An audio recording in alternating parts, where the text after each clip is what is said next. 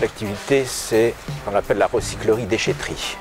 Notre but, c'est de remettre le maximum de marchandises dans le circuit. On veut limiter ce qu'on met en déchetterie. C'est vraiment le déchet ultime. Voilà. Nous sommes une équipe de 8 personnes. On reçoit les véhicules. Ils s'arrêtent automatiquement à la recyclerie. Tout ce qu'on juge qui peut être remis dans le circuit, soit en état ou soit qui doit passer par nos ateliers, on le récupère. Le reste, on dirige la personne vers les bennes de la déchetterie. On va de 200 à 500 véhicules jour.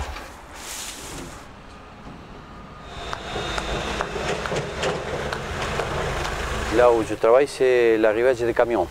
On a 5 camions qui tous les jours, le matin et l'après-midi, ils vont chez les clients à faire la ramasse, à ramasser les matériels qu'ils nous donnent.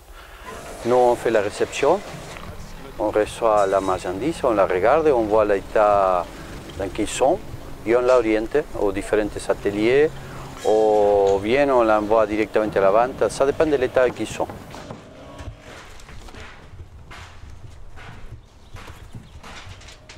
Il y a beaucoup de déchets en France, ainsi que dans le monde, où on peut faire pas mal de choses. Vraiment pas mal de choses.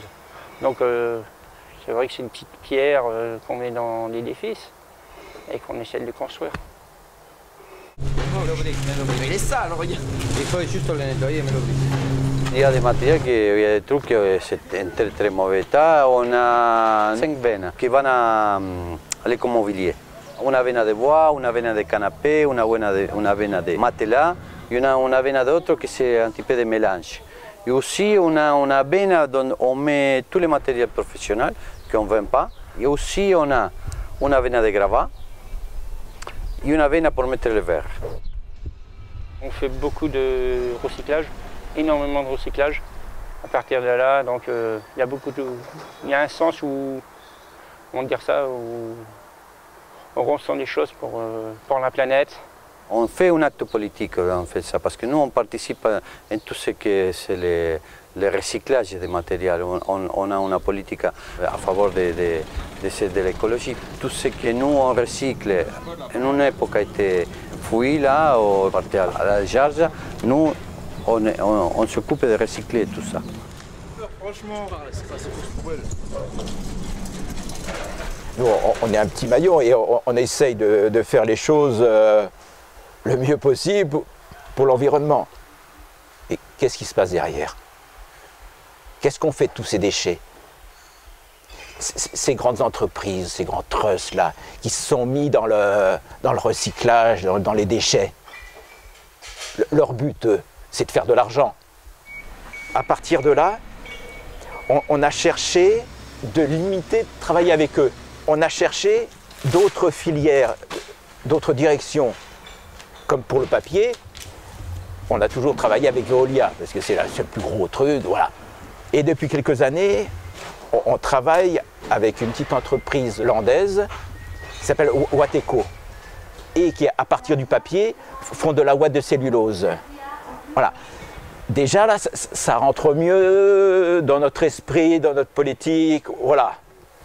Et petit à petit, ce qu'on voudrait, c'est voilà, faire vivre des petites entreprises locales et qui en même temps ont un geste écologique.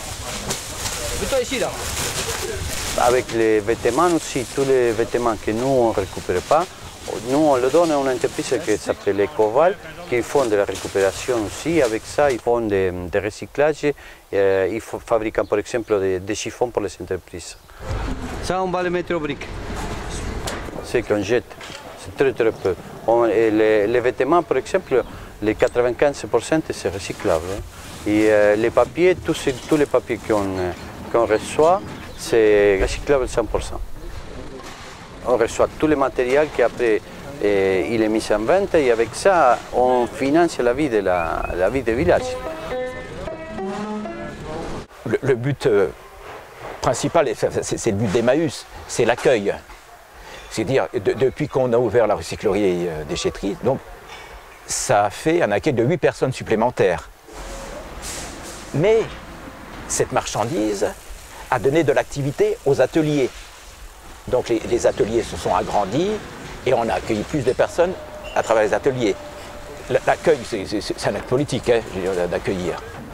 Chaque activité, en plus que nous faisons à la communauté, c'est dans le but d'accueillir.